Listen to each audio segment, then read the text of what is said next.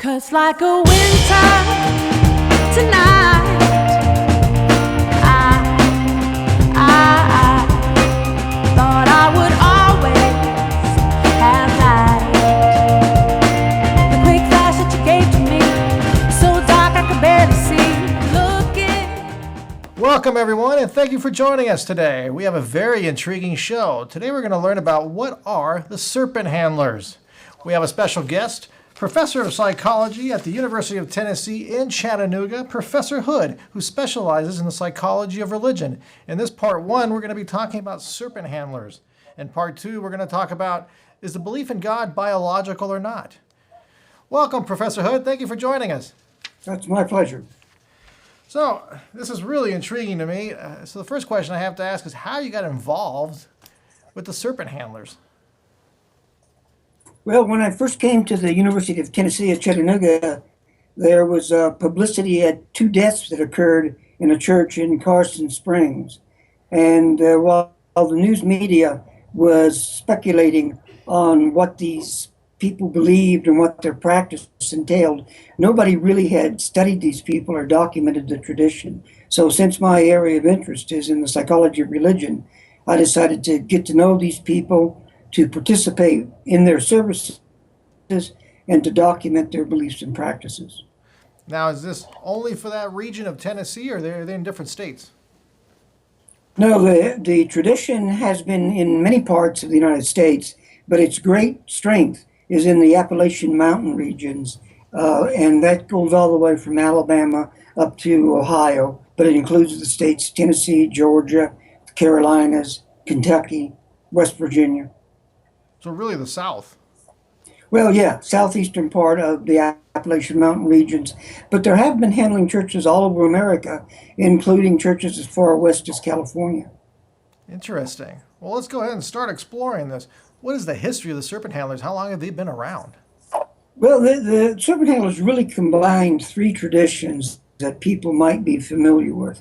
The first is the holiness tradition in the Appalachian Mountain region. And holiness people are people who believe that their lives should be lived as an outward manifestation of an inward spiritual transformation. So they're people who do not separate their beliefs from their behavior. And they would find it curious if you'd have to ask them what they believe or what the religion is, because you should see it in the way they live and practice their lives. And the second tradition that you're probably familiar with is the great fundamentalist tradition. And that's a tradition that's been grossly misunderstood by many social scientists who undertake to study it. Because most people think that people who are fundamentalist in any tradition take literal interpretations of sacred text. Mm-hmm. But that's not true. And the reason it's not true is no sacred text has only one layer of meaning. So if you take like a Christian fundamentalist, they recognize that their Bible, the King James Bible, has sometimes a plain meaning that simply says what it says, but other times there's parables and other ways of talking. So what fundamentalists really are people who simply believe that one text is privileged over all other texts. And that's a text that they think, for instance, is a sacred text, like the Bible being the revealed Word of God. And the third tradition that links this serpent handling tradition is the great Pentecostal tradition. And Pentecostalism is a religion that believes it's less important than the specific end of your belief than the fact that how you believe, how you experience the emotional attachment that you have to your God. And so Pentecostalism says that religion is better felt than told. And so they looked for evidence of legitimate emotional expression in the terms of religious fundamentalism. And what they found was speaking in tongues, or glossolalia, as evidence of baptism of the Holy Spirit. And that's how this part of the tradition got studied, because wherever you have textual reference for speaking in tongues, you have other things. So if there's a foundational text for this tradition, it's the Gospel of Mark, verses 16, 17, 18. And it says, "These signs shall follow them that believe." So serpent handlers see themselves as sign-following believers. And then it says, in my name they shall cast out devils, they shall speak with new tongues, they shall take up serpents. If they drink any deadly thing, it shall not harm them. They shall lay hands upon the sick, and they shall recover. So these are the words in the King James Bible of the resurrected Christ. So And the the serpent serpent handlers are a sect of Christianity? Yes, the serpent handlers believe that they are being obedient to the Gospel of Mark and the plain meaning where it says they shall take up serpents.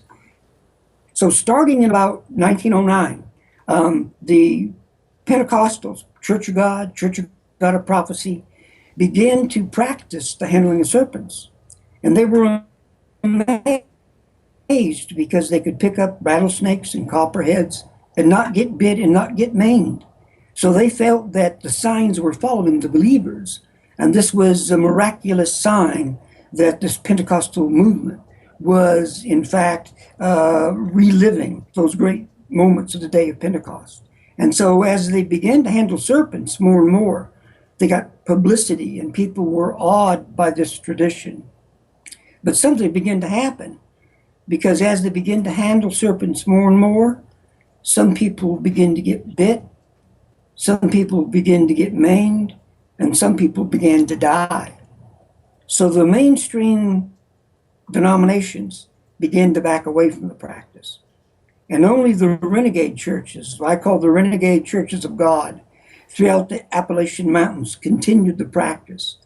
And they continue the practice today, despite the fact that people can get bit, despite the fact that people get maimed, and despite the fact that people die. And I have documented just under 100 deaths from handling of serpents in this tradition since 1909. 100 people over the last 100 years almost. Yes.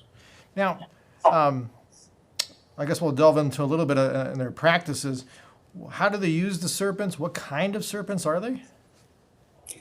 The serpents they handle are serpents that are common to the indigenous Appalachian Mountain region. And the most common serpents handled are rattlesnakes, copperheads, water moccasins. But they sometimes trade for serpents, and they'll handle any kind of serpent as long as it's a poisonous serpent, as long as it's a viper. It has to be poisonous. Yes. That's interesting. Is there a significance for that? Yes, because in the scriptures, the viper essentially means a poisonous serpent, one that can maim or kill. And they believe it's the power of the Holy Ghost that gives them victory over engaging in what otherwise would be simply a lethal practice. So if one of them gets maimed, for instance, by a snake, does the rest of the congregation start wondering, is that person straying from the path?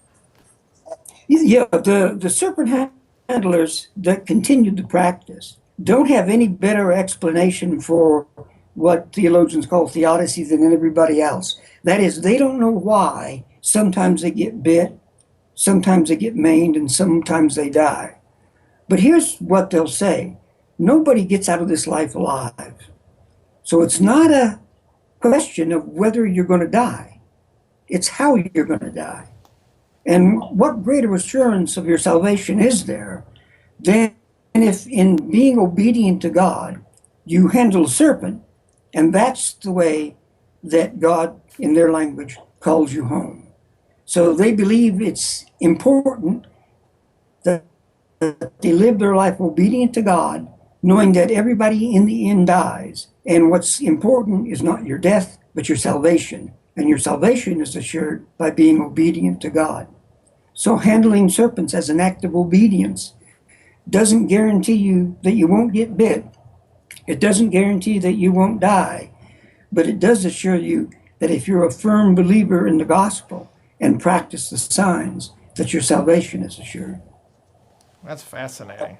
Really fascinating. And I'm assuming the reason they're outlawed, I forgot how many states they're actually outlawed in. Every state that the serpents have been handled in have passed laws against the practice, except for West Virginia. The first law was passed in 1940 in Kentucky, and it's a law that is probably blatantly unconstitutional because it says it is illegal to use any reptile in a religious service. So the law is specifically directed against religion, and it specifies not dangerous serpents, but reptiles. So that means if your daughter brought a turtle to a Bible study class in Kentucky, she's violating the law. But most of the laws don't mention religion. For instance, Tennessee says it's illegal to handle a serpent in a fashion to endanger self or any other. And that law has been upheld on appeal to the Tennessee State Supreme Court. And one thing that's confusing in the United States, and that's often misinterpreted, is while the Supreme Court grants you the absolute right to religious belief, a famous saying of the court is, "We know no heresy." So they'll never challenge the right of serpent handlers to believe in the Gospel of Mark. But the state does have a right to control practice if they have what they call a compelling interest. And so while it's legal to believe in serpent handling, it's illegal to engage in the practice.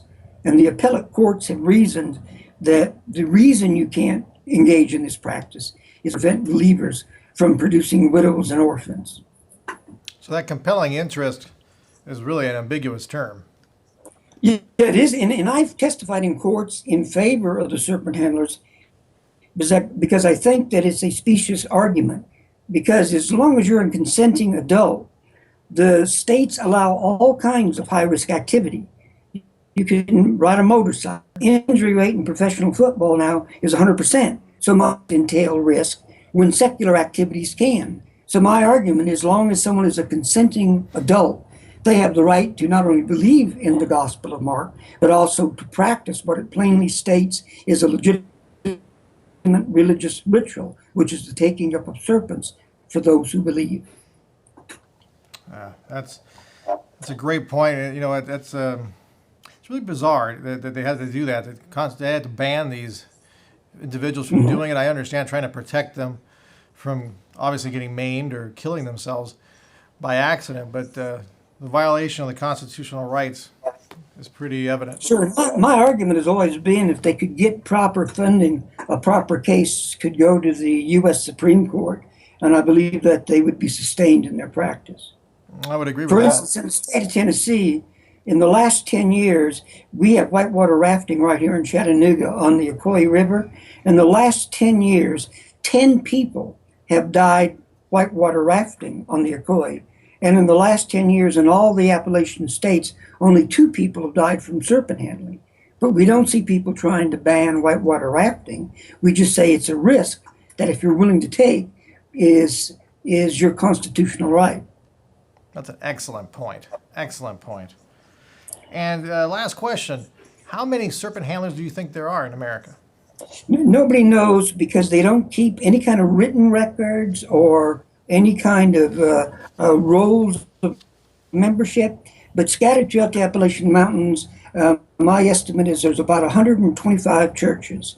And those churches are often small in number and often virtually invisible. They're relatively underground. And the reason they are is because in the states where the serpent handling is commonly practiced, it's against the law. And therefore they maintain this very quiet practice. And the local communities tend to protect them. So I could take you to serpent handling churches all over Appalachia where the sheriffs know they handle serpents, the community knows they handle serpents, but as long as they stay to themselves, both the sheriff and the community simply refuse to enforce the law. So it seems like besides the serpent handling, they're pretty an innocuous group.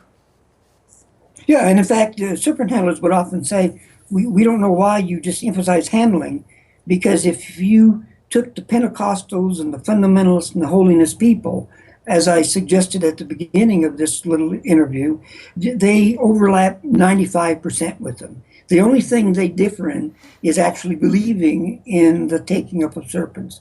But otherwise, you would simply know them as relatively conservative, Bible-believing Christians. Fascinating. And now, you're writing a book on it, or do you have a documentary coming out? Well, I've done several books on the serpent handlers. The one that's most exhaustive is a book called "Them That Believe: The Power and Meaning of the Christian Serpent Handling Tradition," and that's widely available. So, them that believe. Yes. Them that believe, I would highly recommend it for everybody. Professor Hood has been doing this for decades.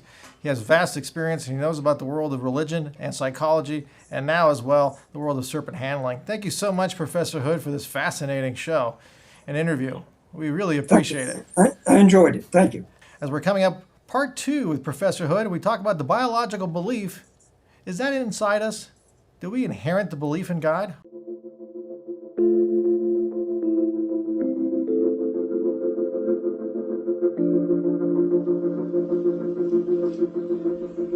Hi, welcome to Adelante. This is Adelante Recovery, and my name is Yvette Kuglin, and I'm part of the staff. Adelante Recovery Center has helped people in dual diagnosis for 5 years. We accept most PPO insurances and provide luxury accommodations and 24-hour support. To speak with an admissions counselor, call 1-888-242-4450. A lot of time we don't even know what's wrong with us, and sometimes we need to get away to figure that out. So if you want to go for a little retreat out in Corona Del Mar, which is a confidential location, we're here to help. So we're only a phone call away. Thank you. So, right off the gate here, are we hardwired to believe in God? Well, that's an interesting kind of question, and I admit up front I have a little bias against that kind of language. So let me lay it out real quickly. The notion of being hardwired is often used to suggest that because of our biological nature, perhaps rooted in evolutionary selective processes, we have certain kinds of beliefs and practices. And that may be true, and we can talk about that during this interview. But it's important to note that even if we are hardwired, that does not believe that the objects of religion or the content of religion is not independently true. You're hardwired to respond to hunger pains, to seek out food. And that simply means you will seek out food and perhaps find food that's actually there. And therefore, the fact that you're hardwired to believe in God does not mean that God somehow is simply a biological phenomena. What it can mean is that our biology is selected such that we seek out some greater force or power that is the object of religious worship in many traditions and goes by the name of God. So we shouldn't pit biology against culture or culture against religion and think that if we can look at biological determinants of something, the phenomena itself doesn't exist at its own level. That's beautifully stated. Beautifully stated. I know there are some who try to do that. Try to find And a it's causal relationship. a long time ago in one of the great classics in psychology called The Variety of Religious Experience, James attacked this biological reductionism by what he called medical materialism. And he said, suppose, Saint Teresa was, some kind of neurotic. If she was, that doesn't mean that her experiences weren't true. It may be simply that God is fond of revealing himself to neurotics more than other kind of people. So you can't dismiss an experience because you can trace it to its biological origins. I couldn't be talking to you now unless certain biological processes were going on in my cortex and in your cortex. But that doesn't mean, therefore, that what I'm saying doesn't have meaning or is discounted because it's simply, quote unquote, based upon a biological process that we can identify. So what we wind up with is correlations between brain states and other kind of experiential states, but it doesn't mean that the experiential state is nothing but the brain state. It means that the brain state is necessary, perhaps, for that experiential state to occur, but the occurrence of that experiential state is not reduced to the brain state. So people being threatened by this new form of biological atheism should not be mistaken by this effort to reduce something to what simply amounts to a correlate.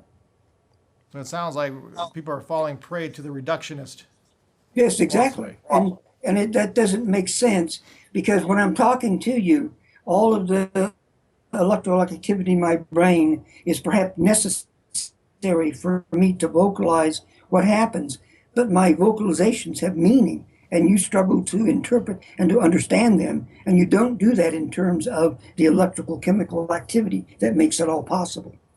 Let's do this. Let's go ahead and start exploring. Do you think then, because you mentioned a little earlier, maybe that biologically we're designed to look for something that's transcendent? Yeah, I think there is a clear case that religion appears to be one of those universals that anthropologists are usually suspicious of. But nevertheless, there are some that appear to survive the test of time.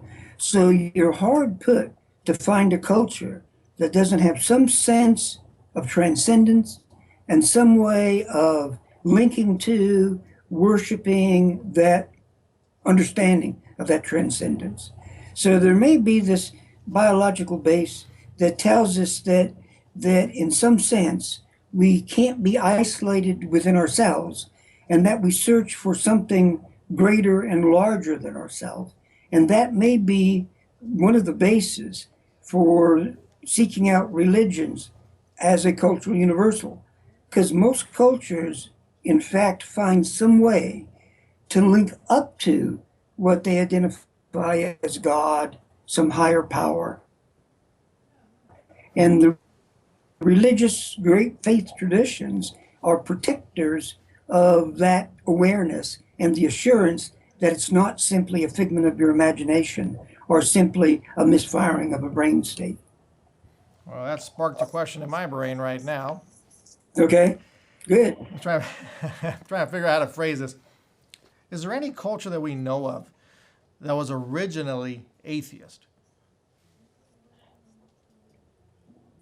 It's very difficult to trace the origin of religion, but probably the easiest answer to that is we have no culture that doesn't, in some sense, some vision of the transcendence.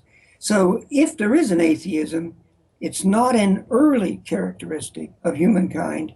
It may be an emerging characteristic of advanced cultures that are trying to abandon religions in favor of a thoroughly secularized scientific worldview.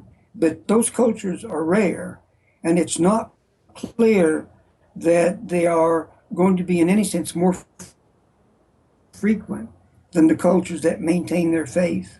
And we know in the 20th century, efforts to eradicate religious beliefs through secular humanistic ideologies, the great efforts of Nazism, the great efforts of communism, have failed miserably. So what happened is the communists tried to eradicate religion in Poland, a powerful Catholic country. They failed. Poland remains its strong Catholic identity after its communist experience. The effort to eradicate religion in East Germany largely failed because modern Germany has high degrees of religious belief. So the sense that science somehow would inevitably eradicate religion turns out not to be true. And that theory, which sciences is called the secularization theory, which foretold that as mankind progresses, they will drop off this delusory belief in God, simply has not been true. And in fact, if anything, the opposite is true. The more you try to eradicate religion, the more it sustains itself in alternative forms of expression. Interesting. It's almost like a virus in a way. Yeah. It keeps adapting in a positive sense. Yeah, and I think what people don't realize is one of the things that's going on in contemporary American culture is that people are less likely to identify themselves easily as religious, and they'll want to add a qualifier, and they'll usually say, well, it depends what you mean by religion. And then they'll say, I may not be religious, but I'm spiritual. And what that spiritual means is I'm open to transcendent realities, but I'm not committed to a particular expression of, let's say, a particular dogmatic belief. So most people, even when they have religious identities, are open with respect to a wider range of spiritual practices. So that again shows that religion can be powerfully adaptive, because as people maintain their identities, they transform their spiritual practices and then incorporate that into their religious identity. That's fascinating. We're going to go back here and delve more into the brain. Now, I know there's a distinction between the brain and the mind. Uh-huh. I'm going to stay with the brain for now, Right. and then we'll go to the mind in a little bit. Do you know if we have any genes that are designed for spirituality or the belief in a transcendent? Yeah, the question of the inheritability of religion and its genetic basis is extremely difficult to assess. And one of the reasons is you've got to get monozygotic twins and dizygotic twins that were either raised in the same environments or separated. And the famous studies where we have the biggest database are called the Minnesota Twin Studies. And those studies have tried to look at the correlation between what is called the inheritability index of people who have the same genes but different cultural environments, or different cultural environments and different genes in every possible combination. And when those studies are done, there's probably two conclusions. The first is there's some small inheritable component of religion, so that genetically, the closer you are genetically, if one person is religious, the more likely you are to be religious. But you don't inherit religious beliefs directly. You probably link those up to other things you inherit, like personality characteristics. And it may be that, for instance, people who share similar personality components in their genetic structure wind up adopting similar kind of religious beliefs as opposed to those who have different genetic structures. So there is some inheritable component, but it's probably indirect due to things like personality, intelligence, and things like that that do have a degree of inheritability that is genetically based. But having said all of that, nobody is arguing there's like a single gene that could be identified that would be the carrier of something as complex as a religious belief. And if they did, does it really matter in the sense of, does it take away from the existence of God or the transcendent? No, it's the argument we've had before. If it's the fact, it may be that it's my genetic nature that would make me a mathematical genius. And if it did, you would appreciate my mathematical genius, which I don't have, as opposed to my genetics. So the fact that it's genetically linked doesn't mean it's not true. That stands independent of that. So people should never fear this effort at biological reductionism, because we are at one level embodied beings, and whatever contributes to our embodiment also contributes to things that we can believe and understand. And those things can include religious beliefs whose truth or falsity can stand independent of their biological basis. But now I'm going to come back to what I said earlier. Can you give us a brief description between the distinction of the brain and the mind? And then maybe we'll explore at the end here if we have anything to do with the mind and God. But what is a brief distinction between those two, the brain and the mind? The debate in contemporary science goes to two extremes. One view is kind of an identity view, that really there is no mind. The mind just is a code reference for the brain. So that's the emergence of new forms of cognitive psychology and neurophysiology, saying there's no evidence you have a mind, there's strong evidence that you have a brain. But the other group adheres to some form of dualism that says we have brain states and we have mental states, and they're not identical. That's why we have different language. That's why we know how to distinguish between movement of the body an action of the body. So if you cross your legs and the doctor taps your knee, there's going to be a reflex. And you shouldn't, if you shouldn't strike out at the doctor, or the doctor shouldn't come back and say, "Why did you try to kick me?" She should know that that's just a reflex. On the other hand, if you get angry at me and decide to kick me, that's an action, and that's done initially by intent and by purpose. And while you couldn't kick me if you couldn't move your leg, the fact that you can move your leg doesn't explain that you kicked me. So that group of people is a group that says there are mental states, there are brain states, and the mental states stand relatively independently and at a different conceptual level than brain states. So it's minds that believe in God, not brains that believe in God. Interesting. I guess the last question on this segment, why do you think people have this desire to believe in the transcendent? I think the answer fundamentally is in a two-step process. I think the first is, as many psychologists have argued, there's always a search for the sacred. And my argument is that is biologically perhaps programmed in us. And one of the reasons we search for the sacred is because we know there are people who have found the sacred. So I think that the basis is not only do we search for the sacred, but in fact we respond to the sacred. And I think that as our biology advances, it makes us more aware and more sensitive to respond to the sacred, because we have the sense that there's always something more. And that something more has always been the province of religions. And saying your search for something more is not ill-founded, because there really is something more, and individuals have found it. That's interesting. Now that sparked one more question.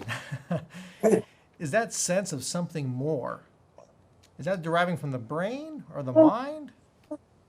My argument is that that search for something more is rooted in the substrate of biological processes, but those biological processes are transformed through culture, and that leads to the quest and search for religion. And religion is the answer that affirms that, yes, there is something more. That's fabulous. Thank you so much, Professor Hood, for helping us out with that difficult question: is the belief in God biological or not? Getting a good understanding of how our brain and mind works in God. Thank you so much, Professor Hood. Thank you, everyone, for joining us. We hope you enjoyed that show, and we'll see you next time.